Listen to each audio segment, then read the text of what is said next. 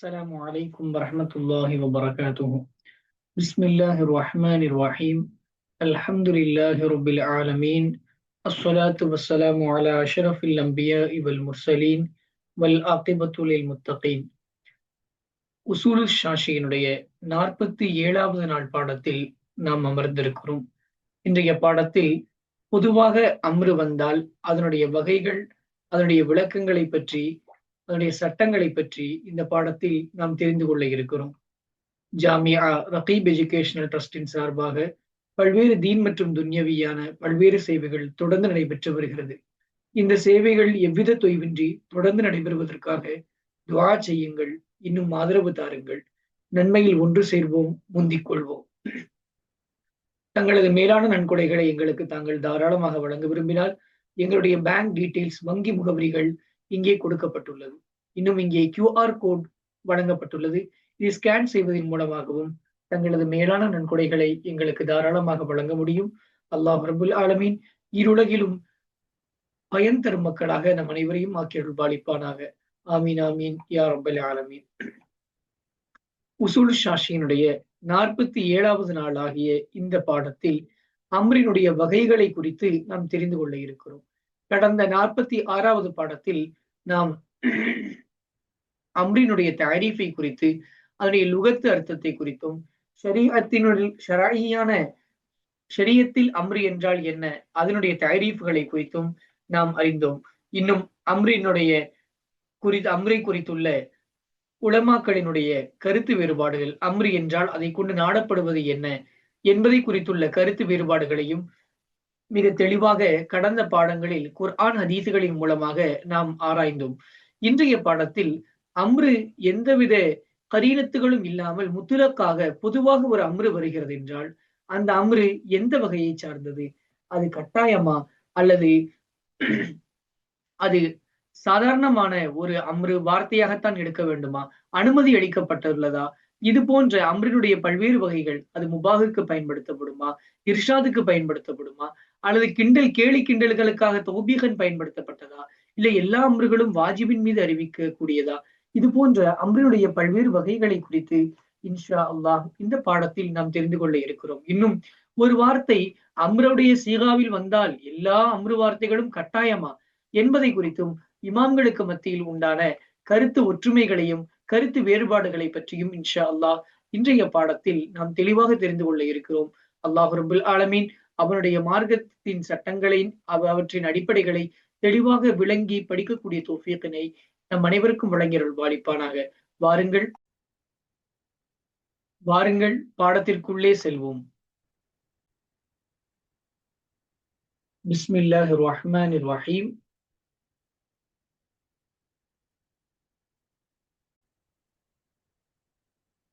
ஃபஸ்லுன், இது ஒரு தனி பிரிவாகும். இந்த பிரிவில் நாம் இன்று படிக்க போவது அம்ரு முத்திலக்காக பொதுவாக ஒரு அம்ரு வந்திருக்கிறது என்றால் அது எதை கட்டாயமாக ஆக்குகிறது, அம்ரினுடைய மௌஜப் எதை அது உறுதிப்படுத்துகிறது என்பதில் இமாம்களுக்கு மத்தியில் பல்வேறு இஃப்திலாஃபுகள் இருக்கிறது. இந்த இஃப்திலாஃபில் உள்ளான 2 மிசால்களை பற்றி இந்த பாடத்தில் நாம் படிக்க இருக்கிறோம். இன்னும் ஹனஃபி மதுஹபில் எந்த கவுல் அதில் ராஜிகான கவுல், சஹீகான கவுல் என்பதை பற்றியும் இன்ஷா அல்லாஹ் இந்த ஃபஸ்லில் நாம் தெரிந்து கொள்ள இருக்கிறோம். ஆரம்பமாக அம்ரு முத்துலக்கு அது எதை கட்டாயப்படுத்துகிறது, அம்ரு முத்துலக் என்றால் என்ன அர்த்தம், அம்ரு முத்துலக் என்றால் எந்தவித கரீனத்துகளும் இல்லாமல் அந்த அம்ரு லாசிமா அல்லது அதமு லாசிமா, லுசூம் அல்லது அதமு லுசூம், நிர்பந்தம் இன்மை, இந்த இரண்டின் மீதும் அறிவிக்கக்கூடிய எந்தவித அடையாளங்களும் இல்லாமல் பொதுவாக ஒரு அம்ரு வருகிறது என்றால் அதற்கு அல் அம்ருல் முத்துலக் என்று சொல்லப்படும். அதாவது அது லாசிம் அல்லது கைரு லாசிம் என்பதன் மீது நிர்பந்தம் அல்லது நிர்பந்தம் இல்லை, இது கட்டாயம் அல்லது கட்டாயம் இல்லை என்று அறிவிக்கக்கூடிய எந்தவித கரீனத்துகளும் இல்லாமல் வரக்கூடிய அம்ருக்குத்தான் அம்ருல் முத்துலக் என்று சொல்லப்படும். உதாரணமாக அல்லாஹு தஆலா தன்னுடைய திருமறையில் சொல்கிறான், வஇதா குரிஅல் குர்ஆன் ஃபஸ்தமிஉ லஹு வஅன்சிது லஅல்லக்கும் துர்ஹமூன். சூரத்துல் ஆராஃபினுடைய 204வது வசனத்தில் இது வருகிறது. இந்த ஆயத்தில் அன்சித்து என்றும் இஸ்தமியூ என்றும் 2 அம்ருகள் வந்திருக்கிறது. ஆனால் இந்த 2 அம்ருகளும் லாசிமா லாசிம் இல்லையா, நிர்பந்தமா நிர்பந்தம் இல்லையா என்பதை குறித்து அறிவிக்கக்கூடிய தலாலத்து செய்யக்கூடிய ஒரு கரீனத்தும் இங்கே கிடையாது. இதே போன்றே அல்லாஹு தாலா வலா தக்ரபா ஹாதிகி ஷஜரத்த தகூனா மினல் வாலிமீன் சூரத்துல் பக்ராவினுடைய 35வது வசனத்தில் கூறுகிறார். இங்கே அல்லாஹு தாலா வலா தக்ரபா, நீங்கள் இருவரும் நெருங்க வேண்டாம் என்று அல்லாஹு தாலா பொதுவாக அம்ருடைய சீகாவை குறித்து கொடுத்து சொல்லி இருக்கிறார். ஆனால் இந்த அம்ரு இது நிர்பந்தமா நிர்பந்தம் இல்லையா, லாசிமா லாசிம் இல்லையா என்ற எந்தவித கரீனத்துகளும் அறிவிக்கக்கூடிய எந்தவித கரீனத்துகளும் இங்கே கிடையாது. இவ்வாறு ஒரு அம்ரு ஃபியலு இது போன்ற எந்தவித கரீனத்துகளும் இல்லாமல் அது நிர்பந்தமா நிர்பந்தம் கிடையாதா என்று அறிவிக்கக்கூடிய எந்தவித கரீனத்துகளும் இல்லாமல் வருகிறது என்றால் அத்தகைய அம்ருகளை அம்ருல் முத்துலக் என்று சொல்லுவார்கள். இந்த அம்ருல் முத்துலக்கில் இமாம்களுக்கு மத்தியில் இப்படி ஒரு அம்ருல் முத்துலக் ஒரு பொதுவான ஒரு அம்ரு வந்தால் அது உஜூபை குறிக்குமா அல்லது இஸ்தேபாவை குறிக்குமா அல்லது தவக்குஃபா முஷ்தரக்கா என்று இமாம்களுக்கு மத்தியில் பல்வேறு கருத்து வேறுபாடுகள் இருக்கிறது. அந்த கருத்து வேறுபாடுகளை இன்ஷா அல்லாஹ் நாம் இந்த பாடங்களில் நடத்த நடத்த நாம் ஒவ்வொன்றையும் தெரிந்து கொள்வோம். பாருங்கள், இஹ்தலஃபன் நாசு ஃபில் அம்ரில் முத்துலகி, அம்ரு முத்துலக்கினுடைய விஷயத்தில் மனிதர்கள், நாஸ் என்றால் இங்கே உன் நாட்டம் இங்கே எழுதியிருக்கிறார்கள் அல்லவா, ஐ உலமா உல் உம்மத்தி மினல் முஜ்தஹிதீன், ஆராய்ச்சி செய்வதற்கு தகுதியுள்ள முஜ்தஹிதான ஆய்வாளர்கள் உலமாக்கள் இடத்தில் இஹ்தலஃப, இவர்கள் எல்லோரும் கருத்து வேறுபாடு கொண்டிருக்கிறார்கள். ஏது விஷயத்தில்? ஃபி அம்ரில் முத்துலகி, அம்ருல் முத்துலக் அல் அம்ருல் முத்துலக்கினுடைய விஷயத்தில் ஒரு முத்துலக்காக ஒரு அம்ரு வந்தால் அது எதை குறிக்கும், எதை கட்டாயமாக்கும், அதனுடைய அர்த்தம் எதன் மீது சுமத்தப்படும் என்ற விஷயத்தில் இமாம்களுக்கு மத்தியில் கருத்து வேறுபாடுகள் இருக்கிறது. உதாரணமாக ஷாஃபிஈ மதுஹபை சார்ந்த இமாம் இப்னு ஷுரைஹ் ரஹ்மத்துல்லாஹி அலைஹி அன்னவர்களுடைய கருத்து, ஒரு அம்ரு முத்துலக்காக வந்திருக்கிறது என்றால் அதனுடைய ஹுக்குமு அது தவக்குஃபாக இருக்கும். எப்பொழுது ஷரீஅத்து அதனுடைய உஜூபின் மீதோ அல்லது நதுவின் மீதோ அல்லது வேறு ஏதோவின் மீதோ ஒரு கரீனத்து வந்திருக்கிறது என்றால் அதன்படி அமல் செய்யப்படும். அவ்வாறு வரவில்லை என்றால் இது பொதுவாக கணிக்கப்படும் என்று இமாம் இப்னு ஷுரைஹ் ஷாஃபிஈ ரஹ்மத்துல்லாஹி அன்னவர்கள் நமக்கு சொல்லித் தருகிறார்கள். அடுத்ததாக இமாம் ஷாஃபிஈ ரஹ்மத்துல்லாஹி அன்னவர்கள் சொல்வது, அம்ரு முத்துலக் என்பது உஜூபிற்கும் நதுவிற்கும் முஷ்தரக்கான ஒன்றை மத்தியில், உஜூபுக்கும் நதுவுக்கும் மத்தியில் அது முஷ்தரக்கான ஒரு காரியம் என்று இமாம் ஷாஃபிஈ ரஹ்மத்துல்லாஹி அலைஹி அவர்கள் சொல்லி இருக்கிறார்கள். அதே போன்று ஷாஃபிஈ மதுஹபில் சில இமாம்கள் அம்ரு முத்துலக் என்பது அது நஹீக்கு பின்னாடி வந்திருந்தால், ஆரம்பத்தில் ஒரு காரியம் தடுக்கப்பட்டு பிறகு அந்த காரிய மார்க்கத்தில் அனுமதிக்கப்படக்கூடிய ஒரு சூழ்நிலையில் ஒரு அம்ரு வந்திருந்தால், உதாரணத்திற்கு அல்லாஹு தஆலா குர்ஆனில் இவ்வாறு கூறுகிறார், வைதா ஹலல்தும் ஃபஸ்தாது, நீங்கள் இஹ்ராமில் இருந்து நீங்கள் நீங்கிவிட்டால் நீங்கள் வேட்டையாடுங்கள் என்று அல்லாஹ் சொல்கிறார். ஆரம்பமாக இப்பொழுதும் இஹ்ராம் கட்டி இருக்கக்கூடிய சூழ்நிலையில் வேட்டையாடுதல் என்பது அது ஹராம் ஆக்கப்பட்டிருக்கிறது. எனவே அல்லாஹு தஆலா தடுத்த ஒரு காரியத்திற்கு பிறகு அவன் அதை செய்து கொள்ளுங்கள் என்ற அனுமதியை அம்ரு சீகாவின் மூலம் சொன்னால் அது இபாகத்தை குறிக்கும். நீங்கள் இஹ்ராமில் இருந்து நீங்கிவிட்டால் நீங்கள் வேட்டையாடுங்கள் என்று குர்ஆனில் வருகிறது. அப்ப எல்லாரும் கத்தியும் கம்பையும் தூக்கிட்டு வேட்டையாட போகுவதில்லை. காரணம் அது அனுமதி இருக்கிறது என்ற இபாகத்தை குறிக்கக்கூடியது. இதை போன்றுதான் ஒரு நஹீக்கு பின்னாடி ஒரு அம்ரு வருகிறது என்றால் அத்தகைய அம்ருடைய விஷயத்தில் சில ஷாஃபிஈ மதுஹபை சார்ந்த பெரும் இமாம்கள் எல்லாரும் நஹீக்கு பிறகு வந்த அம்ரு அது இபாகத்தை குறிக்கக்கூடியதாக இருக்கிறது என்று சொல்லி இருக்கிறார்கள். இது 3வது கவுல். நல்ல தொடர்ச்சியா இந்த பாடத்தை கவனிச்சுட்டே வந்தீங்கன்னா தெரியும். முதலில் அல் இமாம் இப்னு ஷுரைஹ் ஷாஃபிஈ ரஹ்மத்துல்லாஹி அலைஹி கவுல சொன்னோம். 2வது இமாம் ஷாஃபிஈ ரஹ்மத்துல்லாஹி அன்னவர்களுடைய முஹம்மது இப்னு இத்ரீஸ் ஷாஃபிஈ ரஹ்மத்துல்லாஹி அன்னவர்களுடைய கவுலை சொன்னோம். 3வதாக பஅது ஷாஃபிஈ மதுஹபில் சில இமாம்களுடைய கவுல்களை சொன்னோம். அடுத்ததாக 4வது முஅத்தஸிலாக்களில் அக்ஸரும் அதிகமும் உள்ள முஅத்தஸிலாக்கள் சொல்லுடைய கவுல் என்னவென்றால், ஒரு அம்ரு என்பது முத்திலக்காக பொதுவாக எந்தவித கரீனத்துகளும் அது லாசிம் என்றோ கைரு லாசிம் என்றோ அறிவிக்கக்கூடிய எந்தவித கரீனத்துகளும் இல்லாமல் முத்திலக்காக ஒரு அம்ரு வருகிறது என்றால் அதனுடைய அர்த்தம் அது நதுபு என்பது மட்டும்தான் என்று சொல்லுவார்கள். நதுபு என்று சொன்னால் ஆகுமாக்கப்பட்டது. அதை செய்வதோ அதை விடுவதோ இரண்டும் ஜாயிஸான ஒரு காரியம். வேண்டுமென்றால் செய்து கொள்ளலாம், வேண்டாம் என்றால் விட்டுவிடலாம் என்று முஅத்தசிலாக்கள் கூறுவார்கள். வழிகட்ட பிரிவினர்களான முஅத்தசிலாக்கள் கூறுவார்கள். ஆனாலும் அவர்களிடத்தில் அந்த ஃபியலை அம்ராக வந்த காரியம் அது நதுவை குறிக்கும், ஆகமாக்கப்பட்டு அனுமதி உள்ளதை குறிக்கும். அதை செய்வது ராஜிகாகும், அதை விடுவது தற்குல் ஃபியல் என்பது அவரிடத்தில் மர்ஜூ ஆகும் என்று முஅத்தசிலாக்கள் அவர்கள் இந்த கொள்கையை கொண்டிருக்கிறார்கள். அதே போன்று 5வது கவுல் ஜும்ஹூர் உசூலியின்களான இமாம்களிடத்தில், பெரும்பான்மையான இமாம்களிடத்தில் அம்ரு முத்துலக்கினுடைய அதனுடைய அர்த்தம், அதனுடைய உஜூப், அது உஜூபுக்குத்தான், அல் அம்ருலில் உஜூபி, வாஜிபு கட்டாயம் என்பதற்காகத்தான் அம்ரு வரும். எனவே முத்துலக்காக ஒரு அம்ரு வருகிறது. அதை எதிர்க்கக்கூடிய இது வாஜிப் இல்லை என்று அறிவிக்கக்கூடிய எந்தவித கவுளுகளும் கரீனத்துகளும் அங்கே இல்லை என்றால், பொதுவாக வந்திருக்கக்கூடிய அம்ரு என்பது லில் உஜூபி, அது வாஜிபை குறிக்கக்கூடியதாகத்தான் இருக்கும் என்று ஜும்ஹூர் இமாம்கள், பெரும்பான்மையான உசூலில் ஃபிக்ருடைய பெரும்பான்மை இமாம்கள் இந்த கருத்தை கொண்டிருக்கிறார்கள். அப்ப நம்ம பார்த்துட்டோம், இஹ்தலஃபன்னாசு ஃபில் அம்ரில் முத்துலக்கி, அம்ருல் முத்துலக்கு, முத்துலக்கான அம்ரு, பொதுவாக வந்த அம்ரினுடைய விஷயத்தில் அதனுடைய முராது என்ன, அதனுடைய மயனா என்ன என்பதில் இமாம்களுக்கு மத்தியில் பல்வேறு இஹ்திலாஃபுகள் இருக்கிறது. நாம் 5 வகையான இஹ்திலாஃபுகளை இங்கே குறிப்பிட்டிருக்கிறோம். அதாவது அந்த முத்துலக்கான அம்ராகிறது, முத்துலக் பொதுவாக ஒரு அம்ரு வந்திருக்கு என்பதாகிறது. அல் முஜர்ரது அனில் கரீனத்தி அத்தாலத்தி அல் லுசூமி வாதமில் லுசூமி, அல் முஜர்ரது தனிமைப்படுத்தப்பட்டதாகும், அனில் கரீனத்தி எந்தவித எல்லா அடையாளங்களை தொட்டும். எப்படிப்பட்ட அடையாளங்கள்? அத்தாலத்தி அலல் லுசூமி வாதமில் லுசூமி, நிர்பந்தம் என்பதின் மீதும் அல்லது நிர்பந்தம் கிடையாது, நிர்பந்தம் இல்லாமல் என்பதின் மீதும் அறிவிக்கக்கூடிய அடையாளங்களை தொட்டும் தனிமைப்படுத்தப்பட்ட ஒரு அம்ருக்குத்தான் அம்ருல் முத்துலக் என்று சொல்லப்படும். அது கட்டாயமா அல்லது அம்ரை கொண்டு கட்டாயம் இல்லையா என்று எந்தவித அறிவிப்புகளும், அதனுடைய அறிவிக்கக்கூடிய கரீனத்துகளும் அங்கே இருக்காது. இத்தகைய முஜர்ரதான இந்த அம்ருகளைத்தான் அம்ருல் முத்துலக் என்று சொல்லப்படும்.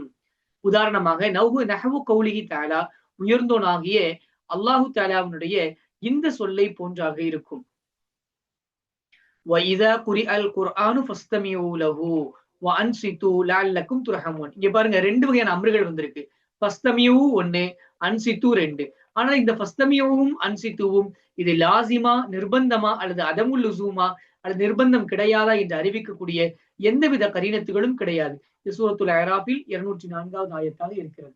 அதே போன்று கௌலுஹு தஆலா, உயர்ந்தோனாகிய கௌலிஹி தஆலா, உயர்ந்தோனாகிய அல்லாஹு தஆலாவுடைய இந்த சொல்லுமாகும். என்ன அந்த சொல்?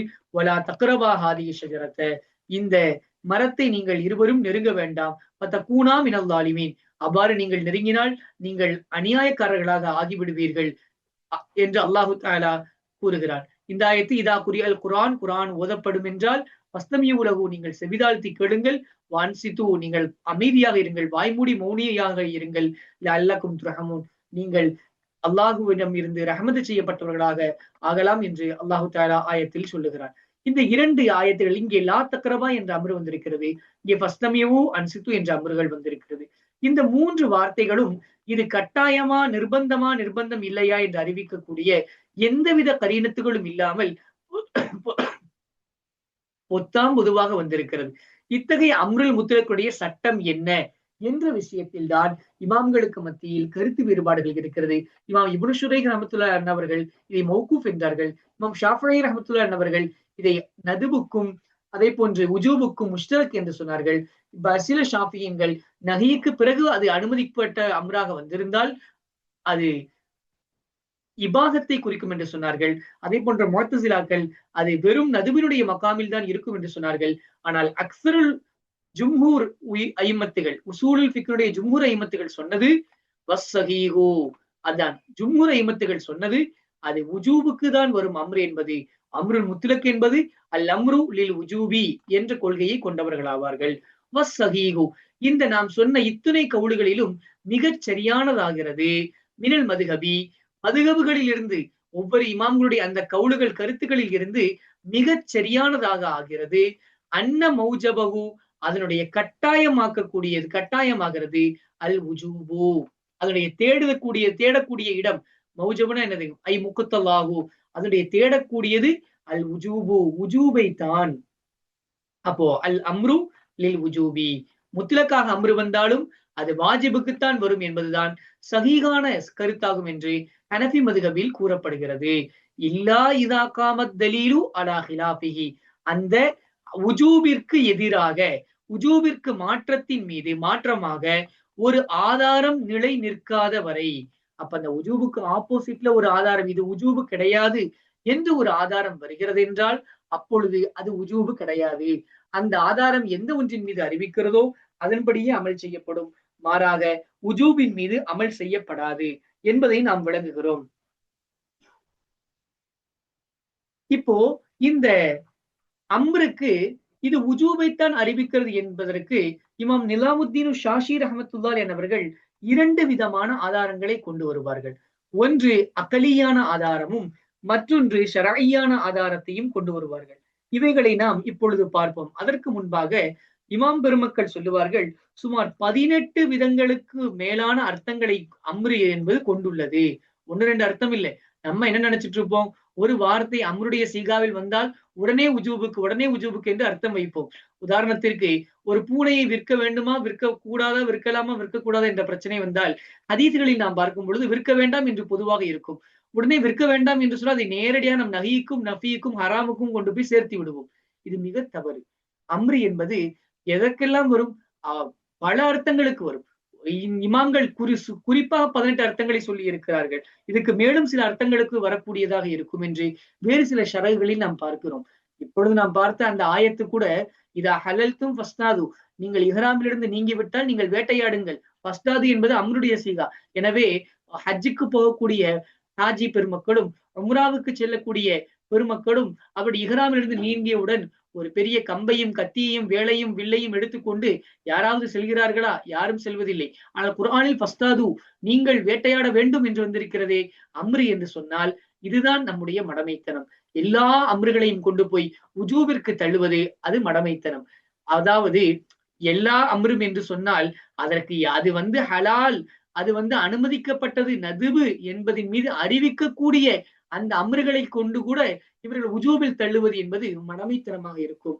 இவ்வாறு குர்ஆன் ஹதீசுகளை சரியாக ஆய்வு செய்ய தகுதி இல்லாத இந்த சில மனிதர்கள் தாங்களை முஜ்தஹிதுகள் என்று தங்களை நினைத்துக் கொண்டு குர்ஆன் ஹதீசுகளில் கை வைத்து அங்கே பல குழப்பங்களை விளைவிக்கிறார்கள். அம்ரு என்றால் வெறும் 1வது ஜும்ராவில் நாம் படித்த அம்ரை மட்டும் வைத்துக் கொண்டிருந்தால் பத்தாது. அது வெறும் கட்டளை போன்றுதான் நமக்கு தெரியும். ஆனால் 18 வகையில் அம்ருடைய அர்த்தங்கள் மாறக்கூடியதாக இருக்கும். குர்ஆன் ஹதீஸிலிருந்து பல்வேறு உதாரணங்களை நம்மால் காட்ட முடியும். இந்த ஷரகில் கூட பல உதாரணங்களை சொல்லி இருக்கிறார்கள். உதாரணமாக அம்ரு என்பது நதுபுக்கு வரும், தௌபீகுக்கு வரும், அதே போன்ற தாஜீஸுக்கு வரும், இர்ஷாதுக்கு வரும், இம்தினானுக்கு வரும், இக்ராமுக்கு வரும், தஅதீபுக்கு வரும், தஸ்கீருக்கு வரும், இஹானத்திற்கு வரும், துஆபிற்கு வரும், இஹ்திகாருக்கு வரும் என்று பல பல அர்த்தங்களில் அம்ரு என்பது இவைகள் எல்லாம் அம்ருடைய சீகாக்கள் தான். வஅமலு அம்ருடைய சீகாதான், இஸ்தஷ்ஹிது அம்ருடைய சீகாதான், உதுகுலு அம்ருடைய சீகாதான், குலு அம்ருடைய சீகாதான், அதே போன்று கூனு அம்ருடைய சீகாதான், துக்கு அம்ருடைய சீகாதான், இக்ஃபிர் அம்ருடைய சீகாதான். எல்லாமே அம்ருடைய சீகாவாகத்தான் இருக்கிறது. ஆனால் இவைகள் எல்லாம் கட்டளை என்று நாம் நினைத்துக் கொண்டிருந்தால் அது மாபெரும் தவறு என்பதை நாம் விளங்கிக் கொள்ள வேண்டும். உதாரணத்திற்கு நான் சில ஆயத்துக்களை உங்களுக்கு நான் குறிப்புக்காக சொல்லித் தருகிறேன். அகீமு ஸலாத்த, தொழுகையை நிறைவேற்றுங்கள், நிலைநாட்டுங்கள் என்று குர்ஆனில் வருகிறது.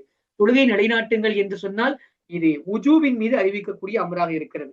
அதே நேரத்தில் அல்லாஹு தஆலா சொல்கிறான், ஃபகாத்திபூஹும் இன் அலிம்தும் ஃபீஹிம் கைரன், அதில் நீங்கள் நல்லதை கண்டால் நீங்கள் ஒப்பந்தத்தை எழுதிக் கொள்ளுங்கள் என்று அல்லாஹ் சொல்கிறான். இது இஸ்திஹபாவை அறிவிக்கக்கூடியதாக இருக்கும், நல்ல காரியம் என்பதன் மீது அறிவிக்கக்கூடியதாக இருக்கும். அதே நேரத்தில் அல்லாஹு தஆலா வைதா ஹலல்தும் ஃபஸ்தாது, நீங்கள் இஹ்ராமிலிருந்து நீங்கிவிட்டால் நீங்கள் வேட்டையாடுங்கள் என்று சொல்வது அது ஆரம்பத்தில் தடையாக இருந்தது, பிறகு அது அனுமதிக்கப்பட்டது என்பதை இபாகத்தின் மீது, முபாஹ் என்பதின் மீது இது அறிவிக்கக்கூடியதாக இருக்கிறது. அதே போன்று அல்லாஹு தஆலா ஃபஅஷ்ஹிது, நீங்கள் சாட்சியை காக்குங்கள், இதா தபாயஅத்தும், நீங்கள் ஒப்பந்தம் செய்து கொண்டால் பைது, அதே போன்று வேற எந்த ஒப்பந்தங்கள் செய்து கொண்டாலும் நீங்கள் சாட்சிகளை ஆக்குங்கள் என்பது அல்லாஹு தஆலா நேர்வழி காட்டக்கூடிய வண்ணமாக இர்ஷாதான அம்ராக இருக்கிறது. அதே போன்று ஃபஅத்தூபி சூரத்தின் மின் மிஸ்லிஹி, இந்த குர்ஆன் உடைய ஒரே ஒரு சூறாவை நீங்கள் கொண்டு வாருங்கள் பார்ப்போம் என்று அல்லாஹு தஆலா சொல்வது தஅஜீஸ், இயலாமையிலாக்குதல், அவர்களை சேலஞ்சு செய்யும் வண்ணமாக சொல்லப்பட்ட அம்ராக இருக்கிறது. அதே போன்று ஃபமன் ஷா அஃபல் யுமின் ஃபமன் ஷா அஃபல் யக்ஃபுர், நாடுபவன் முஸ்லீமாக இருந்து கொள்ளட்டும், நாடுபவன் வேண்டும் என்றால் காஃபிராக இருந்து கொள்ளட்டும். அடுத்தது நாளின் தாலிமீன நாரா, ஆனாலும் அநீதக்காரர்களுக்கு நாம் நரகத்தை தயார் செய்து வைத்திருக்கிறோம் என்று அல்லாஹ் சொன்னது.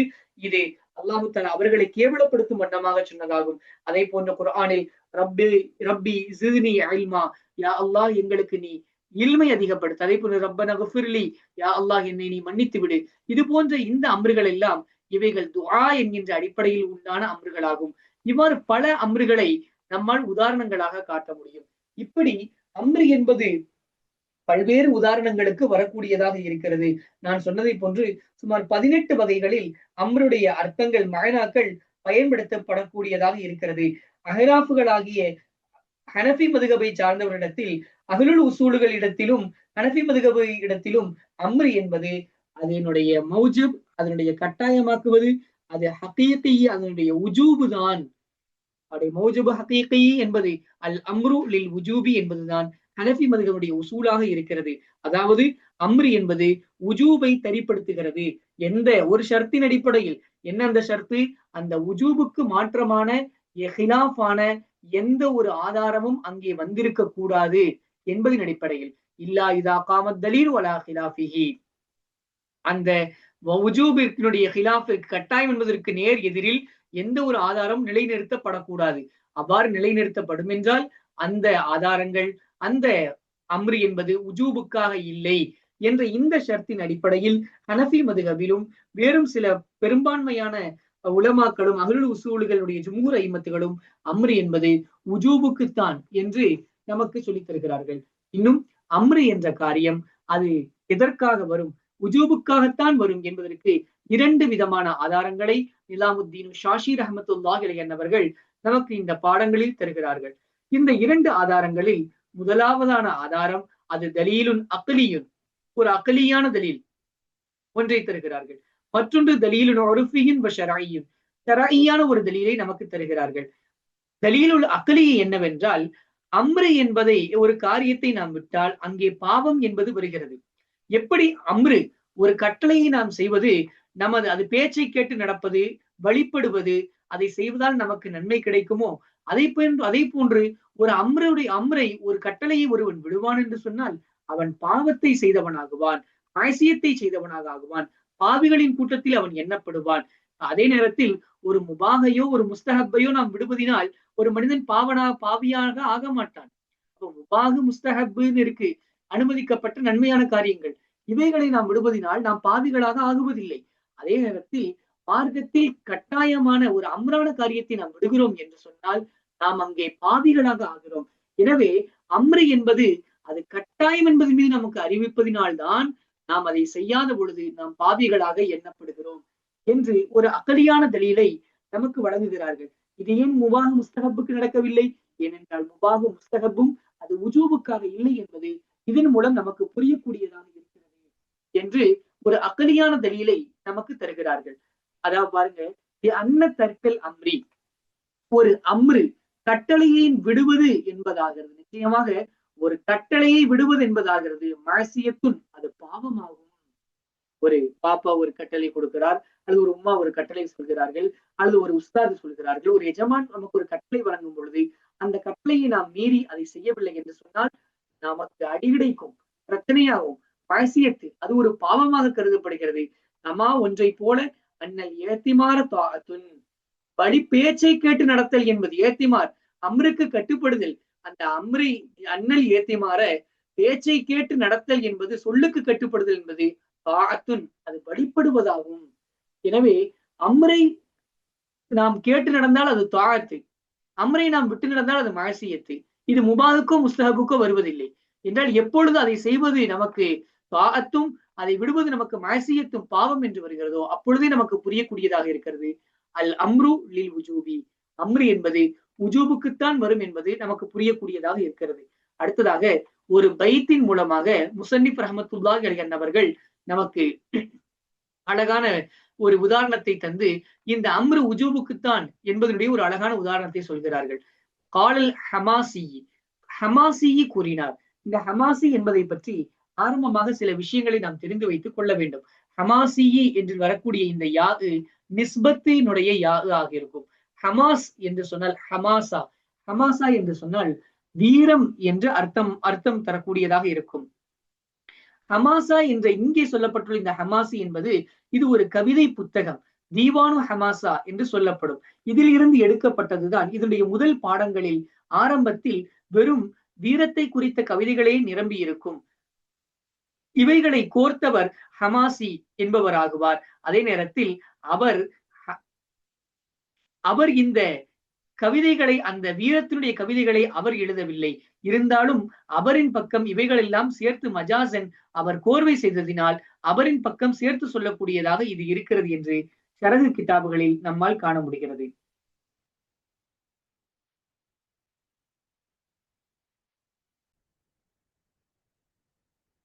காலல் ஹமாசி, ஹமாசி கூறினார். முதலில் இந்த ஹமாசியை பற்றி நாம் சில விஷயங்களை அடிப்படையாக தெரிந்து கொள்ள வேண்டும். இதில் வரக்கூடிய இந்த யா, ஹமாசியில் வரக்கூடிய யா என்பது அது நிஸ்பாவினுடைய யா, ஹமாசாவின் பக்கம் சேர்த்து சொல்லப்படக்கூடிய யாவாக இருக்கும். ஹமாசா என்றால் வீரம் என்று பொருள்படும். இந்த ஹமாசியை பொதுவாக காலல் ஹமாசி என்று சொல்லப்படுவது அது தீவானுல் ஹமாசா, தீவானுல் ஹமாசா என்ற அந்த புத்தகத்தினோடு சேர்த்து சொல்லப்படுகிறது. அதனுடைய தொடக்க பாடங்களில் எல்லாம் வெற்றி மற்றும் வீரத்தினுடைய கவிதைகள் எல்லாம் ஒன்று சேர்க்கப்பட்டிருக்கிறது. ஹமாசி என்பதை கொண்டுள்ள முராது அதை எழுதிய அந்த கவிஞர் ஷாயிராக இருக்கிறார். அவருடைய அந்த கவிதைகள் எல்லாம் இந்த ஹமாசி என்கின்ற அந்த கிதாபில் கோர்வை, தீவானுல் ஹமாசியில் கோர்வை செய்யப்பட்டு இருக்கிறது. இவைகளை எல்லாம் கோர்வை செய்த அந்த கவிஞரினுடைய பெயரும் ஹமாசி என்றே அறியப்படுகிறது. இவர்களுடைய பெயர், இவருடைய இந்த கவிதைகள் இவருடைய பெயரில் மஜாசன் அறியப்படக்கூடியதாகவும் இருக்கிறது. அதாவது இவருடைய வீரத்தின் அடிப்படையில், வீரமான கவிதைகளின் அடிப்படையில் அந்த கவிதை தொகுப்பிற்கு காலல் ஹமாசி என்றே சொல்லப்படக்கூடியதாக இருக்கிறது. அத்தாய்த்தீலி ஆமிரீக பிஸ்வர்மி ஹபலி முரீஹிம் ஃபி அஹப்பத்திஹிம் பிஸாக்க. இங்கே இரண்டு வகையான கவிதைகள், அவர்களுடைய ஹமாசியினுடைய இரண்டு கவிதைகளை நமக்கு சொல்லித் தருகிறார்கள். பஹும் இன் தாஊகி ஃபதாவஇஹிம் வஇன் ஆசூகி ஃபஅஸிமன் அஸாகி. இந்த இரண்டு வரி கவிதைகளை பற்றி தொடக்கத்தில் நாம் ஒரு விஷயத்தை விளங்கி வைப்போம். இந்த கவிதைகளினுடைய சரஃபு மற்றும் விளக்கங்களை நாம் இன்ஷா அல்லாஹ் பாடங்களில் தொடர்ந்து நாம் காண்போம். இன்று நாம் படிக்க இருப்பது என்ன இதில் சொல்லப்படுகிறது என்பதை தான். ஒரு காதலன் தன்னுடைய காதலியை பார்த்து சொல்கிறான், உன்னுடைய உறவினர்கள் உனக்கு பல்வேறு கட்டளை ஏவுகிறார்கள். அவர்களுடைய ஏவக்கூடிய கட்டளை என்னவாக இருக்கிறது? என்னுடைய பாச கயிறை, காதல் கயிறை அறுக்கக்கூடியதை கொண்டு, அறுத்து எறிவதை கொண்டு உன்னை அவர்கள் ஏவுகிறார்கள். நீ அவர்களை ஏவு. அவர்களினுடைய நேசர்கள் விஷயத்தில் அவர்களின் கயிறுகளை அறுத்து போடுவதை நீ அவர்களிடம் ஏவு. ஒருவேளை உனக்கு அவர்கள் வழிபட்டால் நீ அவர்களுக்கு வழிபடு, உனக்கு அவர்கள் மாறு செய்தால் நீ அவர்களுக்கு மாறு செய்துவிடு என்ற இந்த கவிதை ஹமாசியினுடைய கவிதையாக அறியப்படுகிறது. இந்த கவிதையின் மூலம் முசன்னிப் ரஹ்மத்துல்லாஹி அலைஹி அவர்கள் நமக்கு சொல்ல வரக்கூடிய அடிப்படை என்னவென்றால், வயின் ஆசூகி ஃபஅஸிமன் அஸாகி. உனக்கு அவர்கள் ஐசியான் பாவம் செய்தால் ஃபஅஸிமன் அஸாகி, உனக்கு பாவம் செய்தவர்களுக்கு நீயும் பாவம் செய்து விடு, நீயும் மாறு செய்து விடு என்று, உனக்கு அவர்கள் மாறு செய்தால் நீ அவர்களுக்கு மாறு செய்து விடு என்று முரீகிம் என்பதற்கு நேர் எதிரில் கொண்டு வரப்பட்டிருக்கிறது. அதாவது அவர்களுக்கு நீ கட்டளை போடு, உன்னுடைய கட்டளையை அவர்கள் ஏற்று நடப்பார்கள் என்றால் சரி, நீயும் ஏற்று நட, அவர்களுக்கு கட்டுப்படு. காரணம், ஏவுதல் என்பது கட்டுப்படுதல் தானே. அதே நேரத்தில் அவர்கள் உனக்கு மாற்றாக உன்னுடைய வார்த்தைகளுக்கு, உன்னுடைய கட்டளைகளுக்கு அவர்கள் முரண்படுகிறார்கள் என்றால் நீ அவர்களுக்கு முரண்படு, கட்டுப்படாதே, வழிபடாதே, அவர்களுக்கு மாறு செய், பாவம் செய் என்று இங்கே முசன்னிப் ரஹ்மத்துல்லாஹி என்பவர்கள் நமக்கு தெளிவுபடுத்துகிறார்கள். எனவே அம்ருக்கு கட்டுப்படுதல், அம்ரை எடுத்து நடத்தல் என்பது கட்டுப்படுதலாகும், வழிபடுதலாகும். ஒரு கட்டளைக்கு கட்டுப்படுதல் என்பது அது தாழத்தாக இங்கே இந்த கவிதையில் எடுக்கப்பட்டிருக்கிறது. அந்த அம்ருக்கு மாறு செய்தல் என்பது அது மஅசியத்தாக, இஸ்யானாக இங்கே வர்ணிக்கப்பட்டிருக்கிறது. இவ்வாறு அரபு கவிதைகளில் இருந்தும் இங்கே நமக்கு பல்வேறு உதாரணங்கள் கொடுக்கப்பட்டிருக்கிறது. பாருங்கள், இதனுடைய அர்த்தத்தை நாம் மேலோட்டமாக இன்றைய பாடத்தில் நாம் காண்போம். அடுத்த பாடத்தில் இன்னும் சில விளக்கங்களோடு சேர்த்து நாம் பார்ப்போம். அத்தாழ்த்தி, நீ வழிபடு, லி ஆமிரிகி, உனக்கு ஏவுகிறார்களே அவர்களுக்கு வேண்டி நீ வழிபடு. எதை கொண்டு நீ வழிபடு? எதை கொண்டு அவர்கள் ஏவுகிறார்கள்? பிஸ்வரமி ஹபிலி, என்னுடைய கயிறு, அதாவது காதல் கயிறு, பாச கயிறு, மஹப்பத்தின் கயிறை ஸ்வரமு அறுப்பதை கொண்டு முறித்து விடுவதை கொண்டு உனக்கு ஏவுகிறார்களே அவர்களுக்கு நீ வழிபடுகிறாய், வழிபட்டு கொண்டிருக்கிறாய். இங்கே அத்தாழ்த்தி மாதியுடைய சீகாவில் வந்திருந்தாலும் இங்கே நம்ம அர்த்தம் சொல்லும் பொழுது எளிமையாக சொல்ல வேண்டும் என்றால், என்னுடைய பாச கயிறை அறுப்பதை கொண்டு உனக்கு ஏவியவர்களுக்கு நீ வழிபட்டு விட்டாய் அல்லது வழிபட்டு கொண்டு இருக்கிறாய், இன்றும் அவ்வாறு செய்து கொண்டிருக்கிறாய். நீ அவர்களுக்கு ஏவு, முரீஹிம், அவர்களுக்கு நீ ஏவு, பி அஹப்பத்திஹிம், அவர்களினுடைய மஹபூபுகள் நேசர்களின் விஷயத்தில் நீ அவர்களுக்கு ஏவு, பிதாக்க, அதை கொண்டே, அதே காரியத்தை கொண்டே நீ ஏவு. என்னுடைய பாசக்கயிறை எப்படி அவர்கள் அறுக்க சொன்னார்களோ அதை போன்றே நீ அவர்களுக்கும் ஏவு. அவர்கள் அறுக்கிறார்களா இல்லை விடுகிறார்களா என்று நாம் பார்ப்போம் என்று கவிஞன் கூறுகிறார். அவர்கள் இன் தாவூ கி, உனக்கு அவர்கள் வழிபடுவார்கள் என்றால் நீ வழிபடு, ஹிம், அவர்களுக்கு நீ வழிபடு. உன்னுடைய பேச்சை கேட்டு அவருடைய மஹப்பத்துகள், அவருடைய முஹிப்பீன்களுடைய அந்த காதலை அவர்கள் முறித்து போடுகிறார் என்றால் நீயும் அவர்களுடைய பேச்சை கேட்டு அவர்களுக்கு நீ வழிபட்டு விடு. அதே நேரத்தில் உன்னுடைய இந்த கட்டளைகளுக்கு அவர்கள் வழிபடாமல் வயின் ஆசூக்கி, உனக்கு அவர்கள் மாறு செய்கிறார்கள் என்றால் பழசி, நீ மாறு செய்து விடு. மன், ஒருவனுக்கு அசாக்கி, உனக்கு மாறு செய்தானே, உன்னுடைய கட்டளைகளுக்கு தவறிழைத்தானே அவனுக்கு நீயும் மாறு செய்து விடு. அவன் பேச்சை கேட்டு விடாதே, அவனுக்கு பாவம் செய்து விடு என்று ஒரு காதலன் அவனுடைய காதலியை பார்த்து இவ்வாறு சொல்லக்கூடிய பைத்தில் இங்கே அம்ரினுக்கு பாகத்து என்பது பலனாகவும், அம்ரை கேட்டு நடக்காத பொழுது அதனுடைய பலனாக ரெசியானையும் கொண்டு வருகிறார்கள்.